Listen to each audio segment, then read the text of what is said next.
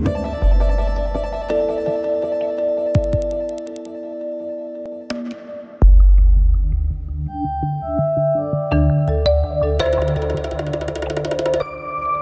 là là, 7h43 déjà sur France Culture, l'heure de retrouver notre invité avec un cas suffisamment rare pour être noté. Vendredi dernier, le Conseil supérieur de l'éducation, organisme représentatif de la communauté éducative, a voté à une large majorité le projet de loi de refondation de l'école qui sera présenté en Conseil des ministres en janvier avant d'être débattu au Parlement. Il n'y a pas eu d'unanimité, il ne faut pas non plus rêver, mais une large adhésion, comme quoi on peut peut-être espérer cette fois qu'une réforme de l'éducation nationale aille au bout sans trop de heurts. Les grandes lignes du projet ont été dévoilées dans la presse au début du mois. Ces derniers jours, les annonces se sont multipliées.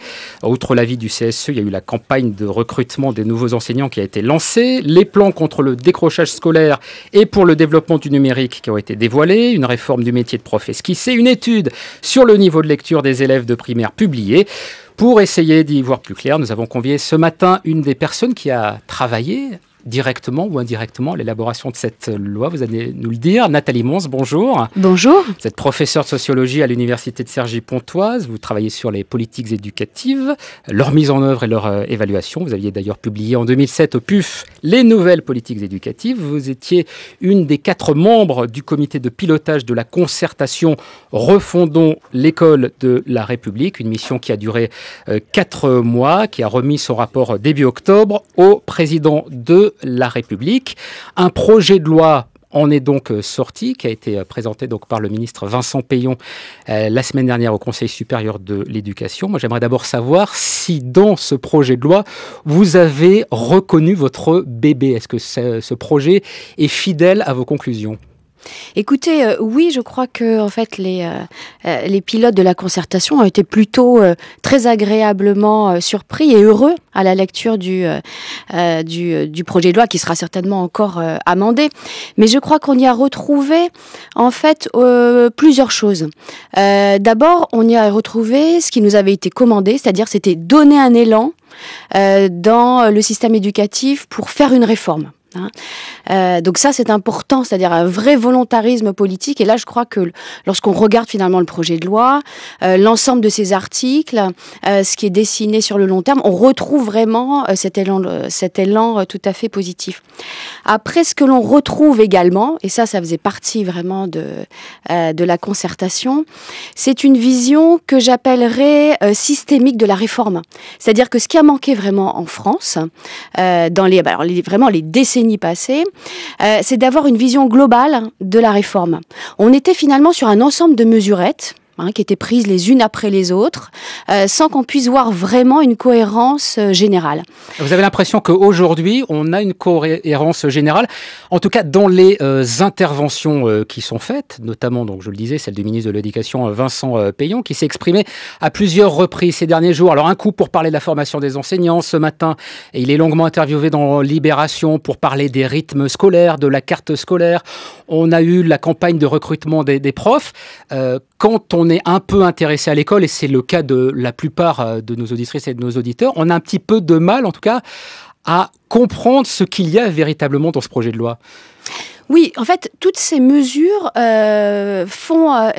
entrent en cohérence, font système. Par exemple, on va prendre un cas extrêmement concret qui est au cœur du projet de loi et qui était déjà au cœur de la concertation. C'est la primauté au primaire, puisqu'on se rend compte qu'aujourd'hui, il y a des vraies difficultés, notamment dans les apprentissages de lecture, qui se passent, donc difficultés qui arrivent au tout début de la scolarité. Donc, dès la concertation, il a été dit, il faut mettre le paquet en termes d'investissement, en termes de rénovation sur le primaire. Et à partir de là, si vous voulez, pour avancer dans ce chemin, il faut prendre un ensemble de mesures. Il faut se dire, rénovons par exemple la pédagogie dans les classes, en donnant les possibilités de le faire. Donc par exemple, ça va être le dispositif plus de maîtres que de classes, qui était aussi préconisé par la concertation. C'est-à-dire qu'on va mettre au sein d'une même classe plusieurs enseignants, de façon limitée dans le temps, mais qui vont pouvoir faire ce qu'on appelle des co-interventions, c'est-à-dire que chacun prend des petits groupes d'élèves pour pouvoir les suivre. Donc ça, c'est une première mesure. Une seconde mesure, c'est de dire, il faut aussi former les enseignants qui agissent dans le primaire. pour leur donner justement les bonnes méthodes pour pouvoir suivre les élèves. Ensuite, toujours dans le primaire, on se dit, pour aller aussi de l'avant, il faut peut-être refaire les programmes de façon à s'assurer qu'ils soient vraiment efficaces. Donc vous voyez, on a comme ça un ensemble de mesures qui vont dans le même sens. Et si vous n'en prenez qu'une, vous n'arrivez pas au bon résultat. Alors, je vous ai demandé si vous étiez satisfaite de retrouver une partie importante de vos conclusions. On est aussi obligé d'aborder peut-être ce qui n'y est pas, ce que vous regrettez de ne pas y voir. Il doit bien quand même y avoir un certain nombre de mesures que vous suggériez qui n'ont pas été retenues dans le projet de loi. Peut-être notamment d'ailleurs parce que vos suggestions étaient particulièrement larges. Le rapport de la mission de concertation est un document assez important qui ne peut peut-être pas être résumé dans un seul projet de loi. Alors, je crois qu'il y a certaines personnes, en tout cas, qui voient des manques, notamment du côté de la décentralisation. Alors, ce n'est pas mon cas. C'est vrai qu'on avait évoqué, parce qu'il y avait déjà eu des accords aussi entre l'État et la région, des possibles décentralisations de conseils d'orientation, de formation de la carte professionnelle. Et tout ça, pour l'instant, doit finalement être intégré dans un autre dispositif législatif qui sera la loi de décentralisation. Alors moi, ça me semble plutôt bien que ce soit repoussé à la loi de décentralisation parce qu'un des éléments cruciaux de la concertation a été de dire pourquoi pas de la décentralisation, mais attention, il ne faut pas que ça crée d'inégalités territoriales.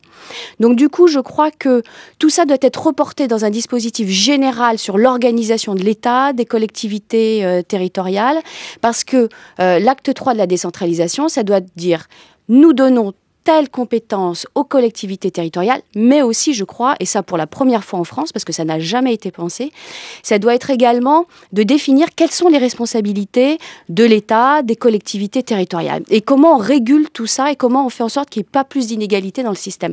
Oui, donc c'est général. C'est très important cette question de la décentralisation, parce que ça pose la question de la mise en œuvre d'une politique éducative. C'est-à-dire que vous évoquiez tout à l'heure le volontarisme politique qui ressort, selon vous, du projet de loi Payon. Il ne suffit pas d'avoir un ministre qui a envie de réformer. Il faut que la communauté intéressée par l'éducation, et ce n'est pas seulement les enseignants et les parents d'élèves et les élèves qu'il ne faut évidemment pas oublier, mais ce sont aussi les élus locaux qui vont devoir mettre en musique ce projet de loi. Oui, c'est crucial en termes d'action publique, ce souci de ce que nous, on appelle un petit peu dans notre jargon la mise en œuvre, c'est-à-dire finalement qu'est-ce que font les acteurs avec cette réforme, puisqu'en fait on sait qu'on peut, vous savez, définir à Paris des cadres de réforme qui sont merveilleux, mais si ensuite les acteurs de terrain ne les mettent pas en œuvre, évidemment toutes les réformes échouent. Donc là je crois qu'il va y avoir vraiment la nécessité d'une vigilance extrême sur la façon dont les acteurs s'emparent des dispositifs. Je citais par exemple dans le primaire le dispositif plus de maîtres que de classes. On peut déjà penser à certains effets pervers de ce type de réforme. Par exemple, si cela sert à créer une classe supplémentaire, si cela sert à sortir les élèves de la classe avec ce maître qui finalement ne sert qu'à résoudre les difficultés scolaires à côté de la classe, on n'aura pas abouti au résultat. Donc il faut vraiment suivre ce qui se passe sur le terrain. Alors ça passe à la fois par la formation, mais c'est ce qui est justement aussi prévu, et puis ça passe également par l'encadrement. On a déjà une illustration de cette problématique de la mise en œuvre avec la question des rythmes scolaires. La semaine de 4 jours et demi sera mise en place en 2013. C'est ce que disait Vincent Payon, c'est ce qu'a confirmé François Hollande, sauf qu'il ajoutait que si certaines communes veulent l'appliquer plus tôt en 2014 parce que c'est compliqué, on l'appliquera en 2014. Donc là aussi, on voit que pour faire bouger l'éducation nationale, c'est toujours un petit peu lent. Oui, c'est toujours un peu lent, mais je crois qu'il y a une dimension qui est fondamentale, justement, quand on s'intéresse aux réformes dans l'éducation nationale, c'est de prendre au sérieux le temps. Vous savez, en fait, la construction des apprentissages d'un élève, ça se fait pas en 1 an, 2 ans, ça se fait au minimum entre 15 et 20 ans.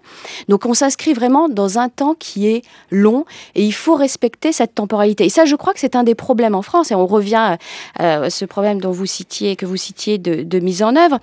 À mon avis, il y a 3 éléments pour que ça se passe bien sur le terrain. Il y a prendre du temps. Je crois qu'en France, on a l'impression qu'on peut créer des réformes et puis, de façon un peu mécaniste, tout se met en place.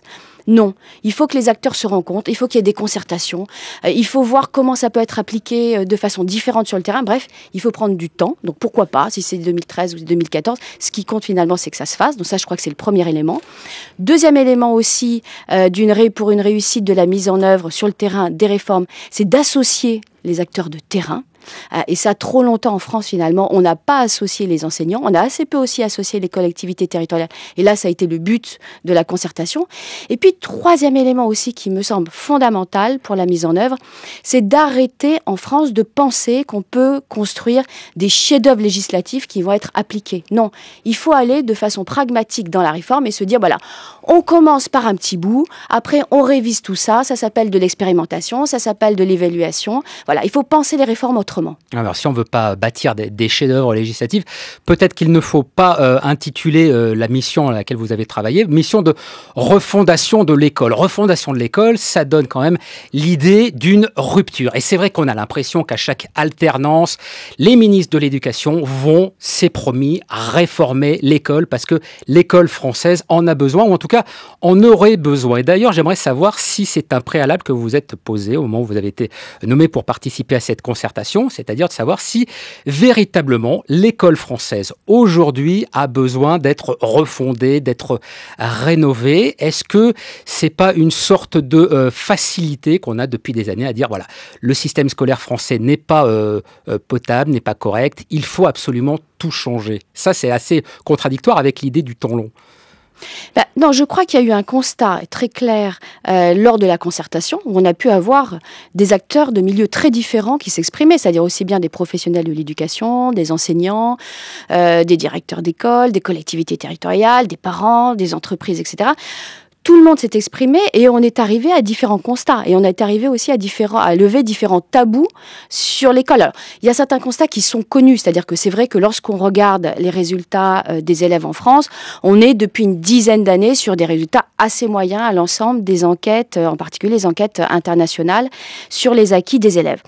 On voit aussi... Les enquêtes internationales, c'est important et c'est pertinent. C'est vrai que alors, dès qu'on évoque par exemple le fameux classement PISA, on se fait un petit peu engueuler par les auditeurs qui n'aiment pas trop ça, mais c'est utile pour justement évaluer la qualité du système scolaire français. Oui, parce que en fait, ça nous donne sur un ensemble d'éléments relativement simples des références et un positionnement de la France. Et alors, si on ne retrouvait pas ces résultats dans les enquêtes nationales, évidemment, ça n'aurait peut-être pas de valeur. Mais en fait, il y a congruence entre les résultats de ces enquêtes internationales, comme par exemple les PISA, comme par exemple les Pearls qui viennent de sortir cette semaine, et puis les enquêtes nationales que l'on mène donc dans le cadre français. Donc, on se rend compte qu'il y a une véritable difficulté dans les apprentissages en France. On se rend compte, et là aussi c'est quand même fortement inquiétant, qu'il y a une progression des inégalités à l'école. Et puis, je crois très important, la concertation a levé au moins 2 tabous importants. On parle beaucoup d'inégalités sociales en France, mais la concertation a dit attention, il y a de plus en plus d'inégalités territoriales. C'est-à-dire que selon l'endroit où l'on habite, on n'a pas le droit au même service éducatif. Et ça n'avait jamais été dit parce qu'il y a le tabou de cette République une et indivisible et donc personne n'osait le dire dans le système éducatif français. Ouais. Et sur France Culture, il est 8h16. Notre invitée ce matin, Nathalie Mons, professeure de sociologie à l'université de Cergy-Pontoise, une des 4 membres du comité de pilotage de la concertation Refondons l'école de la République, dont le rapport remis au chef de l'État a servi de base pour l'élaboration du projet de loi sur l'école qui sera présenté et discuté en début d'année prochaine. Et pour l'heure, c'est la chronique de Brice Couturier. Bonjour Brice. Bonjour Hervé Gardette. Et vous allez nous parler de décrochage scolaire et de performance. Et oui, la question c'est comment raccrocher les décrocheurs. Les décrocheurs, ce sont ces jeunes qui sortent prématurément du système scolaire français sans diplôme ni qualification. Au mieux, ils ont passé le brevet qui a cessé depuis longtemps d'être un passeport pour l'emploi. Or, ils arrivent sur un marché de l'emploi qui s'avère de plus en plus exigeant en termes de diplôme et de qualification. Car si le diplôme en France est une condition de moins en moins suffisante pour trouver un emploi, cela reste une condition nécessaire, comme l'écrit Florence Lefresne dans une étude de la fondation allemande Friedrich Ebert Stiftung consacrée au chômage des jeunes en Europe qui vient de paraître. Car contrairement à d'autres, notre système exclut la main-d'œuvre non formée. C'est d'ailleurs une des raisons cachées de notre fameux haut niveau de productivité du travail. 40% des jeunes ayant décroché sont au chômage 5 ans plus tard. Florence Lefresne écrit dans cette étude que le problème des décrocheurs constitue le principal défi du système d'éducation français. Alors, ces décrocheurs, combien sont-ils? Les estimations varient entre 130 et 150 000. Vincent Payon les estime lui-même à 140 000. Que sait-on d'eux? On les connaît un peu mieux grâce à l'étude exploratoire sur les jeunes décrocheurs réalisée cette année par l'AFEV. L'AFEV, c'est l'association de la Fondation étudiante pour la ville et analysée par Trajectoire. Alors, le décrochage se fait essentiellement à partir de la classe de seconde. 32% des personnes interrogées ont cessé de se rendre régulièrement au cours à partir de l'entrée au lycée, contre 17% dès la troisième et 11% en première. En quittant l'école, 36% se sont sentis angoissés, mais 29% soulagés. Leur motivation, 37% répondent avoir rencontré des problèmes personnels, 35% avoir été découragés par des mauvais résultats scolaires. Mais la cause essentielle du décrochage provient, je cite, du sentiment d'avoir été mal conseillés sur leur orientation, éprouvé par 71% des sondés décrocheurs donc. Il faut repérer très vite ces décrocheurs afin de leur offrir des solutions, un suivi. Comme le dit la spécialiste des questions d'éducation Catherine Blaya, je la cite, le décrochage est l'aboutissement d'un processus qui démarre dès la maternelle.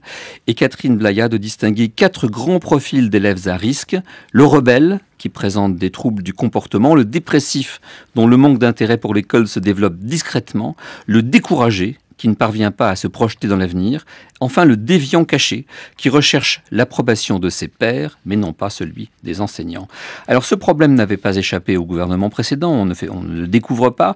Le gouvernement précédent avait lancé en 2009 un plan Agir pour la jeunesse avec 100 plateformes locales chargées de proposer apprentissage, formation ou école de la deuxième chance. François Hollande veut aller plus loin et a fixé au ministère un objectif très ambitieux de réduction de moitié du nombre des décrocheurs. Vincent Payon s'y attelle.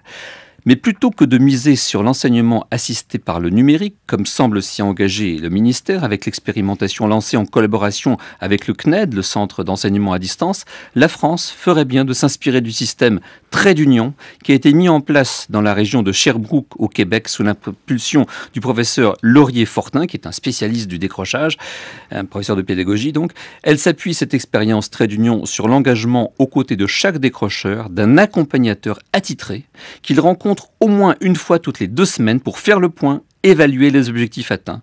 Le taux de réussite au Québec de cette opération est spectaculaire. Ce qu'il faut, c'est ramener les décrocheurs dans la classe aux côtés de leurs camarades et non pas les laisser tout seuls devant leur ordinateur. Nathalie Mons, sur cette question du décrochage scolaire, est-ce qu'il y a de bonnes idées à prendre ailleurs? Et effectivement, comment faire raccrocher les élèves? Il y a un plan qui a été présenté là aussi la semaine dernière par Vincent Payon sur le décrochage scolaire.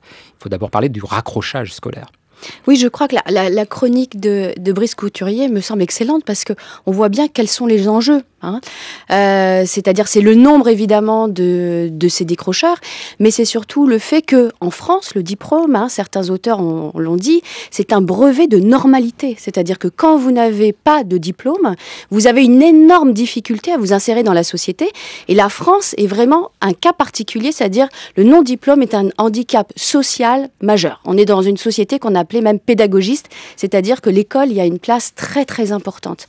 Alors, que faire par rapport à cette difficulté, à ce gâchis humain immense? Alors, évidemment, on peut raccrocher les gens qui ont déjà raccroché, mais je crois que l'important est tout d'abord des politiques de prévention. Parce qu'une fois que les jeunes décrochent, c'est extrêmement difficile de les ramener dans le système. Donc il faut vraiment mettre tout en œuvre pour que, finalement, dès la maternelle, dès le primaire, on règle ces problèmes de difficultés scolaires. Alors, question importante, là, justement, comment est-ce qu'on évalue la fragilité de ces élèves ? On sait bien qu'à chaque fois qu'on parle de repérer des élèves en difficulté, en particulier dès la maternelle, ça pose un certain nombre de questions assez polémiques. D'ailleurs, on l'avait vu lorsque l'initiative avait été tentée par le précédent gouvernement, par le précédent pouvoir. Alors, je crois qu'il faut vraiment sortir d'une logique de remédiation. C'est-à-dire, on regarde une classe, on se dit, ah tiens, eux, ils sont en difficulté. Non, il faut être dans une autre logique et se dire, je prends en charge une classe, je suis dans un établissement, et l'ensemble des élèves doivent atteindre un résultat. C'est-à-dire qu'on est vraiment dans une logique, non pas de remédiation, j'attends que les difficultés arrivent, mais dans une logique de prévention. D'où l'idée qui est dans le projet de loi et l'idée qui a été reprise dans la concertation, de miser sur la maternelle, en particulier pour les familles défavorisées, d'avoir des suivis plus individualisés des élèves qui sont dans le primaire, parce que c'est là finalement que tout se joue, et aussi dans les collèges où il y a beaucoup de décrochages qui sont repérés, d'avoir justement un fameux référent que vous citiez, c'est-à-dire quelqu'un qui est vraiment en charge du problème et qui va rencontrer les familles, rencontrer les élèves, essayer de comprendre ce qui se passe dans la vie de l'élève, puisque il est vrai qu'il y a des éléments personnels, mais il y a aussi l'école qui est en cause. Donc c'est très compliqué le décrochage. Mais attendez, ça veut dire quoi, pardon, quand vous dites ma classe doit atteindre tel niveau, si elle ne l'atteint pas, est-ce que ça signifie que l'ensemble de la classe doit attendre les retardataires ? Est-ce qu'il ne vaut pas mieux conserver, alors ce qui fait systématiquement débat là aussi, c'est la question du redoublement, c'est-à-dire permettre peut-être à ceux qui évoluent moins vite dans le système scolaire d'avoir davantage de temps et de laisser ceux qui évoluent au bon rythme évoluer à leur rythme. C'est-à-dire qu'il faut, de façon complètement progressive, à chaque fois intégrer une aide individualisée dans le cadre de la classe. Mais c'est ce qui se fait dans de nombreux pays. Vous savez, avec le redoublement en France, on reste vraiment les champions de ce type de pratique, avec 40% des élèves qui ont redoublé à 15 ans, alors qu'on est sur moins de 20% dans l'OCDE. Donc, on est finalement une organisation scolaire assez archaïque de ce point de vue-là. Alors, qu'est-ce qui se passe dans les autres pays ? Comment est-ce que les autres réussissent à limiter le redoublement ? Ils accompagnent en fait au fur et à mesure les élèves pour qu'ils ne soient pas en difficulté. Alors qu'est-ce que ça signifie ? Ça signifie par exemple des stages scolaires durant l'année scolaire. Ça signifie un soutien individualisé dans la classe au fur et à mesure. Ça signifie également ce qu'on appelle la promotion conditionnelle, c'est-à-dire que à la fin de l'année, on se rend compte que par exemple l'élève pour passer de 5e en 4e est un peu juste. Non, on va quand même le faire passer, mais par contre, on va lui prévoir un programme individualisé sur les matières où il est le plus faible, et puis il va comme ça avoir des heures supplémentaires durant l'année, et donc ne pas être obligé de redoubler. Voilà. Il y a plein de choses qui se passent à l'étranger, il faut qu'on regarde et qu'on sorte un petit peu de chez nous. Brice Couturier. Oui, j'avais cité cette étude exploratoire sur les jeunes décrocheurs de la FEV, parce qu'il y a un chiffre dans cette étude qui me paraissait absolument central, c'était le fait que 71% des décrocheurs ont le sentiment d'avoir été mal conseillés sur leur orientation. Or, comme par hasard, on voit que c'est en seconde qu'ils décrochent. C'est-à-dire, effectivement, à la fin de la troisième, à la fin du collège, on les endigue vers certaines filières. Et on peut comprendre qu'un gamin qui, parce qu'il a de mauvais résultats, à la fin de son collège, est orienté vers un BTS de vendeur, évidemment, il se sent rejeté par rapport aux petits copains qui, eux, vont continuer une filière classique dans un lycée normal. Est-ce qu'il n'y a pas là, quand même, un problème fondamental du fait que, effectivement, les gens qui sont censés faire de l'orientation à la fin du collège ne sont pas toujours aussi qualifiés qu'il le faudrait, et qu'il y a une tendance, disons-le franchement, à envoyer les enfants des milieux populaires vers des filières courtes, vers des filières peu qualifiantes, vers des filières qui ne sont pas très prestigieuses. Oui, il est clair, les études le montrent, que l'orientation est marquée socialement. Là-dessus, il faut quand même aussi oser parfois dire certaines vérités. On se rend compte qu'à niveau identique, on a des orientations qui sont socialement différentes, c'est-à-dire que, par exemple, pour des notes identiques, les enfants de cadre vont être orientés de façon privilégiée dans certaines filières. Donc ça, c'est le premier point. Alors, ce que vous posez, c'est la question de ce qu'on appelle la formation du choix. comment on amène le jeune finalement à faire un choix en termes d'orientation, notamment au collège, pour ne pas arriver sur une orientation qui est subie, ce qui est largement le cas, vous avez raison, dans les orientations notamment du bac professionnel. Alors comment on amène à faire ce choix? Là encore, regardons à l'étranger, c'est-à-dire que en France finalement, tout ce qui est information sur l'orientation, ça ne concerne que les élèves en difficulté. C'est ceux dont on sait qu'ils vont quitter prématurément le système scolaire, on le sait dès le collège, et donc on leur réserve un soutien particulier. Alors que dans d'autres pays, des cours de découverte, des métiers, des formations sont intégrés dans les programmes scolaires pour l'ensemble des élèves. Et donc ça, c'était aussi un élément qu'on avait préconisé dans la concertation et qui est repris dans le projet de loi. Ah oui, justement, sur cette difficulté que peuvent avoir certains élèves au moment de l'entrée au collège, je vais citer un extrait des orientations de la concertation sur l'école. Vous concluez ceci: pour passer de manière progressive du maître unique au professeur spécialisé, il faudrait organiser un enseignement regroupé en champ disciplinaire à la fin de l'école primaire et au début de la scolarité au collège. Ça veut dire quoi? Ça veut dire que vous préconisez la création de nouveaux enseignants, c'est-à-dire qui ne seraient plus les professeurs des écoles multicartes, mais qui ne sont pas encore les professeurs spécialisés du collège. Ça peut être un professeur qui ferait par exemple à la fois des mathématiques et du français. Ça peut être ça, une des pistes? Alors, ce qu'on avait préconisé, c'est finalement de prendre en compte, alors je vais un petit peu élargir, ce qu'on avait préconisé, c'est de prendre en compte le développement psychologique des enfants dans l'école française. Parce que souvent on considère l'élève, mais on considère assez peu l'enfant. Et donc du coup, on avait insisté sur cette transition entre le primaire et le collège, parce que finalement un collégien, quand il est en 6e ou en 5e, il n'a rien à voir avec un collégien de 4e et de 3e. Il arrive, il fait 1m10 ou 1m20, une trentaine de kilos, et il ressort en faisant 1m70 et 60 kilos. Donc, on a voulu, dans la concertation, insister sur le fait que l'école devait considérer l'enfant et pas seulement l'élève. D'où cette insistance sur la transition. Et on sait qu'un des éléments fondamentaux dans la transition et dans la rupture et dans la difficulté pour les élèves en difficulté, c'est de passer finalement d'un maître à plusieurs enseignants, un maître dans le primaire, à plusieurs enseignants au collège. Donc on s'est dit, il faudrait peut-être qu'il y ait plus d'enseignants dans le primaire, avec non seulement le maître en général, mais aussi un enseignant qui serait peut-être en anglais. Ce serait bien quand même d'avoir des enseignants qui sont spécialisés sur les langues étrangères, un enseignant en sport, en musique, etc. Et de l'autre côté, de demander aux enseignants, mais qui sont volontaires, s'ils ont envie d'élargir leur spectre d'activité. Par exemple, on peut imaginer qu'un enseignant en maths ait envie, mais là je crois que c'est très important, il faut vraiment miser sur le volontariat, et envie d'étendre quelque peu son champ à des matières scientifiques. Mais le véritable problème, Nathalie Mans, est-ce qu'il n'est pas davantage que celui de passer d'un enseignant à plusieurs enseignants, celui du contenu de la pédagogie et de l'enseignement? Est-ce qu'il n'y a pas une trop grande rupture entre le primaire et le passage au collège? Est-ce que c'est pas ça le fond du problème? Ou en tout cas, le fond principal du problème? Alors, c'est pas vraiment les mutations pédagogiques entre les deux systèmes, mais vous avez raison, en France, on doit vraiment progresser dans l'analyse des méthodes pédagogiques. D'où l'idée, justement, de développer ces nouvelles écoles pour les enseignants, avec vraiment un accent très fort mis sur la dimension pédagogique. Puisque, qu'est-ce qui fait la différence par rapport avec un pays comme la Finlande?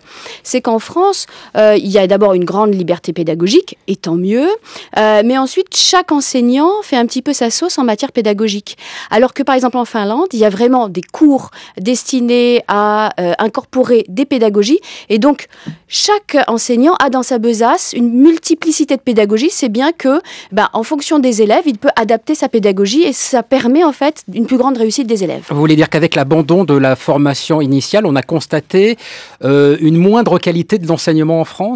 Est-ce qu'on peut lier ce phénomène à l'abandon de la formation initiale et l'espoir peut-être qu'en créant ces écoles supérieures du professorat et de l'éducation, puisque c'est comme ça qu'elles vont s'appeler désormais, on aura une meilleure qualité de la pédagogie? Il y a un problème de cet ordre-là aujourd'hui? Il y a une réflexion sur le plus long terme sur la pédagogie en France. Ça date pas de la dernière réforme et de la masterisation.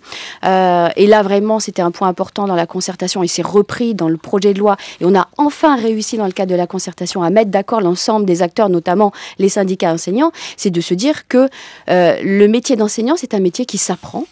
Et donc, évidemment, il y a un support disciplinaire. Je suis enseignant d'histoire, évidemment, je connais les programmes d'un point de vue de contenu. Je suis enseignant en maths, je connais également les programmes d'un point de vue de contenu, d'un point de vue de ma discipline. Mais il y a également des aspects de didactique. Je sais comment transmettre, mais également des aspects de pédagogie. Je m'adapte à gérer ma classe, mais également des aspects, par exemple, de psychologie du développement. Voilà, j'apprends à quoi ressemble un adolescent, pourquoi ils sont apathiques, etc., etc. Et donc, je crois que c'est vraiment ça qui doit être pensé dans les instituts de formation, ces nouvelles écoles des enseignants qui sont en train d'être mises en place. Ça, c'est nouveau. Alors, revenons sur cette grande loi d'orientation de manière un peu plus générale. Emmanuel Davidenkoff, qui est un grand spécialiste des questions d'éducation parce qu'il dirige la revue L'Étudiant, dit dans un article qu'il publie sur le Huffington Post, il dit ce qu'on demandait, ce qu'on demandait à François Hollande en matière d'éducation, c'était pas de se croire autorisé à réinventer, mais on lui demandait de restaurer. Donc quelque part, de revenir sur un certain nombre de réformes qui avaient été accomplies avant lui, pour être plus précis sous Sarkozy, et de les annuler. On voit bien qu'effectivement, ça concerne en particulier, vous venez de le dire, la formation des maîtres, puisque la formation des maîtres avait été abandonnée par le gouvernement précédent, elle est restaurée. Est-ce que vous êtes d'accord avec ce diagnostic? Est-ce qu'il s'agit d'une restauration ou est-ce qu'il s'agit d'une réinvention, cette loi d'orientation? Non, je crois qu'on est réellement dans une réinvention, puisqu'avec, vous savez, les problèmes du système éducatif français ne datent pas uniquement des 5 dernières années, il faut être clair. Donc ce qu'on nous demande réellement, c'est de réinventer cette école. Alors, avec des valeurs évidemment qui sont celles de l'école de la République qui existe depuis la Troisième République, ça c'est sûr. C'est-à-dire que cette école, on lui demande de faire réussir les élèves, on lui demande d'être une école de la promotion sociale, bref. Il y a tout un ensemble d'éléments qui demeurent, mais en termes de valeurs. Par contre, on lui demande d'agir autrement, parce qu'il y a quand même des nouvelles valeurs qui sont arrivées. On s'intéresse davantage aux individus. C'est pour ça que je citais l'élève, mais aussi l'enfant. On s'intéresse à l'enfant. Donc, il y a un ensemble de nouvelles valeurs qui arrivent et qui doivent être promues. Et donc, on demande, par exemple, de nouvelles pédagogies à cette école. C'est vrai qu'on est resté en France dans un modèle très magistral avec un enseignant qui enseigne et puis des élèves qui incorporent des connaissances. Bon, on nous demande de faire autrement aujourd'hui parce qu'on se rend compte que, par exemple, dans le monde de l'entreprise, il faut travailler en groupe, il faut faire preuve de créativité. Donc, on demande de la pédagogie par projet, de la pédagogie collective. On demande aussi un meilleur enseignement dans les langues étrangères. Bref, on nous demande vraiment de réinventer l'école, pas de refaire ce qui existait auparavant. Et dans cette réinvention de l'école, je réutilise ce terme parce qu'il se trouve qu'il est présent dans une tribune que vous, Nathalie Mons, avez aussi signée sur le Huffington Post. Il n'y a pas qu'Emmanuel Davidenkoff, et dans laquelle vous évoquez notamment parmi les solutions au décrochage scolaire, on y revient, la réinvention du collège unique. Alors moi, ça ressemble un peu à un oxymore, réinvention du collège unique. Comment est-ce qu'on peut encore parler de collège unique aujourd'hui et comment est-ce qu'on fait pour le réinventer ?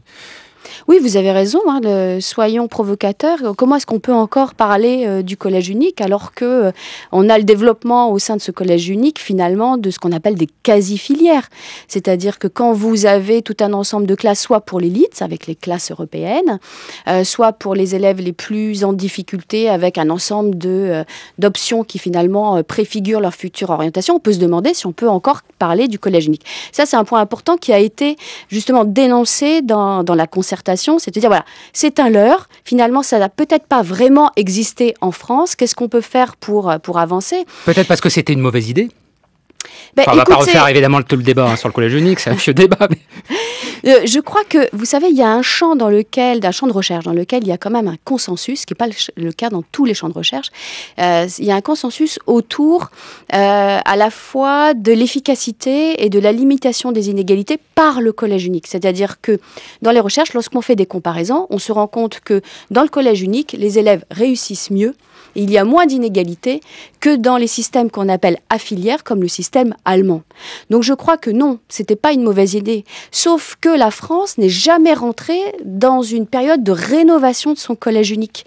C'est-à-dire que dans les autres pays, on est resté sur le collège unique et puis on a continué à avancer et on s'est dit, finalement, si on se contente de mettre tous les enfants, tous ensemble, dans des classes sans jamais aider ceux qui sont les plus en difficulté, on n'avance pas. Donc il y a des pays qui se sont posé la question il y a déjà 20 ans et qui ont justement réinventé leur collège unique. Et donc j'espère que voilà, sous le prochain quinquennat, ça va être un élément clé. C'est-à-dire vraiment voir la réussite de chacun des élèves avec des dispositifs pédagogiques particuliers. Ouais, alors imaginons, Nathalie Mons, j'ai un enfant qui est un excellent élève, qui est au collège. Est-ce qu'il ne va pas perdre un peu ou avancer en tout cas moins vite s'il se retrouve dans une classe moyenne que s'il se retrouve dans une classe d'excellence où il sera avec des élèves de son niveau? C'est-à-dire, est-ce que lui va y perdre et est-ce que les moins bons élèves vont gagner du fait de sa présence dans leur classe? Alors là, c'est une bonne question parce qu'en fait, c'est une question de société que vous posez là. Qu'est-ce qui se passe? On se rend compte, lorsqu'on regarde les statistiques internationales, que les systèmes où il y a des filières, finalement, un petit peu par provocation ce que vous préconisez, c'est-à-dire on met les élèves dans des classes en fonction de leur niveau scolaire. Quels sont les résultats? On a de fortes inégalités scolaires, puisqu'évidemment, chaque classe a des résultats du coup très très très différents et chaque école a des résultats également très différents. Mais par contre, ces systèmes ne produisent pas plus d'élite que les autres. C'est ça qui est intéressant. C'est-à-dire le fait d'aider les élèves en difficulté ne conduit pas à créer des élites scolaires. C'est un point qui est fondamental en France, c'est-à-dire qu'il y a eu pendant des décennies des discours faux sur la question, c'est-à-dire que on pensait que si on allait aider les élèves en difficulté, cela allait être fait au détriment de nos élites. C'est pas du tout ce dont on se rend compte quand on regarde les pays étrangers. Au contraire, c'est-à-dire que lorsqu'on pousse l'ensemble des élèves dans le bon chemin, lorsqu'on aide l'ensemble des élèves, donc lorsqu'il y a une compétition plus importante, et bien finalement, à la fois le niveau moyen des élèves est plus élevé et l'élite scolaire est plus élevée. Brice.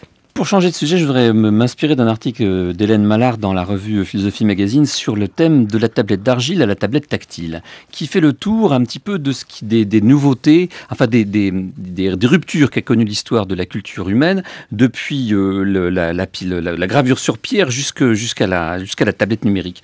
En gros, pour la résumer, au Moyen-Âge, on écrit et on recopie, et surtout on interprète les textes de manière littérale et littéraire. Il y a toutes sortes de niveaux d'interprétation. Les études, c'est ça. L'imprimerie arrive et du coup, développement de l'esprit critique, parce qu'effectivement, tout le monde peut avoir accès aux textes et tout le monde peut les commenter. Arrive l'école de la République, on forme des citoyens avec l'esprit critique. Voilà, maintenant que les enseignants sont confrontés à quelque chose qui est très nouveau pour eux, c'est la remise en cause de leur savoir par les outils numériques qui font qu'on voit aujourd'hui les profs de fac se retrouvent devant effectivement une forêt d'ordinateurs ouverts et de gens qui vérifient tout ce qu'ils disent à tout moment, qui les contredisent, qui vont regarder en permanence la référence de ce qui est cité, ou peut-être qui sont en train de s'envoyer des messages les uns aux autres et de ne pas suivre du tout le cours. Comment l'école peut-elle faire face aujourd'hui à ce défi du numérique? On sait que Payon y est très attaché, il y a une expérimentation en cours. Qu'est-ce qu'il y a dans cette loi d'orientation pour l'utilisation rationnelle et optimale de ce nouveau outil par la pédagogie? On peut bien se demander si les profs ont encore une utilité à l'heure du numérique, Nathalie Mons. Je crois qu'ils ont plus que jamais une utilité. Alors moi, vous citiez l'université. Moi, je suis à la tête d'un dispositif d'enseignement justement à distance qui est très axé sur le numérique. Donc je vois quelles sont les conséquences avec mes étudiants. Pour moi, c'est vraiment des dispositifs qui sont intéressants parce qu'ils créent la collaboration et la participation entre les élèves et entre les étudiants. Et ça, ce sont deux dimensions qui manquent cruellement dans l'école française. Parce qu'en fait, Qui manquent cruellement, pourquoi? Pour une raison de moyens techniques, c'est-à-dire on manque d'outils numériques tout simplement dans les écoles ou dans le second degré, ou bien ça manque aussi parce qu'on n'a pas encore intégré cette dimension numérique dans la pédagogie? Alors là, je parlais en général. Quand je parle de dimension de participation et de collaboration au sein de l'école, j'en parle de façon générale, même en dehors du numérique. C'est-à-dire, quand je parle de participation, c'est quoi ? C'est donner à chaque enfant, par exemple dans le cadre de projets, la possibilité de s'exprimer, que ce soit par exemple en mathématiques, en français ou dans n'importe quelle autre discipline. Nous, on reste quand même... Mais c'est toutes les écoles et toutes les classes le font, non ? Vous avez quand même des participations qui demeurent faibles. C'est-à-dire que lorsqu'on regarde ce qui se passe dans d'autres pays, vous avez l'accent qui est quand même mis de façon beaucoup plus large sur la participation des élèves, participation citoyenne, participation même orale. On est en retard sur l'oral par rapport à d'autres pays. Alors, c'est vrai que ça commence à irriguer certaines classes, mais l'élève est souvent quand même en retrait et souvent un récepteur. Par rapport à ce qui se fait ailleurs. Je ne dis pas qu'évidemment ça ne se passe pas dans les autres pays. Et puis la collaboration, ça c'est aussi très important. Il y a évidemment de plus en plus de pédagogie de projet, c'est-à-dire on associe différents élèves pour travailler ensemble, mais il faut que ce soit multiplié. Alors, quand on introduit le numérique, ces dimensions pédagogiques apparaissent, parce que le numérique c'est le travail en réseau. Donc c'est la collaboration. Et puis le numérique aussi, très souvent, ça permet d'intégrer l'élève dans la construction de quelque chose. Et donc du coup, d'aller sur de la participation. Alors je vous propose justement une illustration concrète de ce qu'induit cette transition numérique, du fait du changement notamment du comportement des élèves, comme l'évoquait à l'instant Brice Couturier. Il y a certaines facs où les cours magistraux ne sont plus obligatoires. C'est notamment le cas à l'école de management de Strasbourg, puisqu'après une enquête auprès des étudiants et des enseignants de l'école, la direction a décidé d'adapter les pratiques d'enseignement au nouveau comportement justement des étudiants. Écoutez, Isabelle Barthes, c'est la directrice de l'école et elle répond à Tanguy Bloom. Ils viennent en cours en amenant leur page Facebook, leur mail, leur surf sur Internet. Et en partant du principe, j'imagine qu'ils sont multitâches ou qu'ils ont plus d'urgence que le cours auquel ils sont présents, on a une forme d'évasion dans leur comportement. Donc évidemment, il y a la solution radicale. On interdit les ordinateurs, on supprime le Wi-Fi en amphi, on rend le cours absolument obligatoire. Mais est-ce que ça a du sens en 2012 ? Donc on est plutôt parti du principe de dire quelle importance a le présentiel pour nos étudiants dans la pédagogie, également pour nos enseignants. Et une fois qu'on a posé le rôle du présentiel, quel contrat pédagogique on passe avec nos étudiants. Voilà, l'idée pour Isabelle Barthes, c'est donc d'adapter les critères d'assiduité à ces nouveaux comportements étudiants, ici en passant un contrat pédagogique avec les enseignants. Je dirais autant les enseignants professionnels se sont adaptés, autant des intervenants professionnels moins aguerris ont une représentation de l'étudiant qui, je crois, ne colle plus avec ce qui se passe en 2012. Ils imaginent qu'un étudiant qui vient en cours, il écoute, il est avide de connaissances, il est dans une forme d'écoute active et qui boit les paroles de l'enseignant. C'est plus du tout ça, on le sait. Donc l'idée, c'est de passer un contrat pédagogique avec les enseignants en leur disant, vous, comment vous voyez votre cours ? Est-ce que vous pensez que cette présence est obligatoire sur l'ensemble des heures ou sur une partie des heures ? Si oui, pourquoi ? Ou au contraire, pensez-vous que vous pouvez, on recherche une forme d'apprentissage plus autonome et où la présence sera plus basée sur l'engagement ? Alors Nathalie Mons, l'enseignant aujourd'hui n'est plus celui qui détient le savoir exclusif, puisque le savoir, on peut le trouver un peu partout sur Internet. Encore faut-il avoir après la méthode pour le chercher. L'enseignant, c'est peut-être celui qui peut expliquer comment utiliser ce savoir, mais il faut aussi avoir une formation, un minimum technique pour parler le même langage que ceux à qui on s'adresse. Est-ce que ça fait partie des préconisations du futur projet de loi sur l'école ? Ça, c'est tout à fait central, c'est-à-dire c'est la formation des enseignants au numérique et aussi la formation des enseignants par le numérique. C'est-à-dire que lorsque vous apprenez par le biais d'une formation à distance, vous avez davantage de capacité après, on le voit bien sur différentes études, à utiliser le numérique dans les apprentissages de vos élèves. Parce que vous-même, vous avez été apprenant utilisant le numérique. Donc ça, c'est un point que nous avions évidemment mis en avant dans la concertation parce qu'il faut vraiment une révolution pédagogique sur cet élément-là, et qui est repris dans le projet de loi et dans certaines annonces avec vraiment un accent fort mis sur la formation des enseignants. Sur cette révolution pédagogique que ça induit, j'ai découvert, je dois l'avouer, une expression qui est la pédagogie inversée, qui semble pouvoir être induite par le numérique, c'est-à-dire de faire en sorte que les élèves, plutôt que de faire leurs devoirs en classe, à la maison, devoirs qui d'ailleurs sont censés être interdits à la maison, mais enfin tous les parents d'élèves savent très bien que c'est loin d'être le cas, pourraient faire justement leurs devoirs en classe, c'est-à-dire utiliser le savoir avec leur enseignant et apprendre leurs leçons, prendre connaissance de leurs leçons à la maison. Est-ce que ça, c'est une bonne méthode, Nathalie Mons ? Je vous citais le cas du dispositif à distance que j'anime. Dans ce cadre-là, on a, c'est vrai, de moins en moins de cours magistraux et on encadre en fait le cheminement intellectuel des élèves ou des étudiants à travers des travaux de collaboration. Donc on est Mais tout ça, c'est à la fait... fac. Est-ce qu'on pourrait l'appliquer plutôt dans le secondaire ou dans le primaire ? Mais vous savez, globalement, le travail d'un enseignant, que ce soit à l'université ou que ce soit dans le monde scolaire, c'est pas strictement et seulement de transmettre des connaissances, c'est beaucoup plus large. La mission, elle est de conduire intellectuellement la transformation d'un élève d'un point A à un point B. Alors, cela induit évidemment de transmettre des connaissances, mais pas seulement.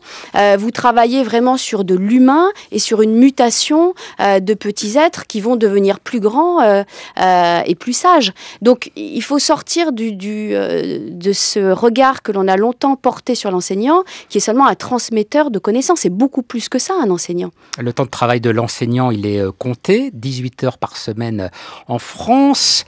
Vincent Peillon, encore lui, ministre de l'Éducation, évoquait la semaine dernière, la comparaison, c'est votre spécialité, Nathalie Mons, notamment avec les enseignants en Allemagne, qui eux travaillent davantage, 25 heures de cours hebdomadaires. Attention, je précise bien à nos auditrices et nos auditeurs, ce sont les heures effectives réalisées en classe. Évidemment, il y a du travail en dehors des heures de classe, mais il évoquait tout de même le fait que les enseignants allemands travaillent davantage en classe, sont bien mieux payés que les enseignants français. Il a dit, le métier a changé, il faut en parler pour le service des enseignants.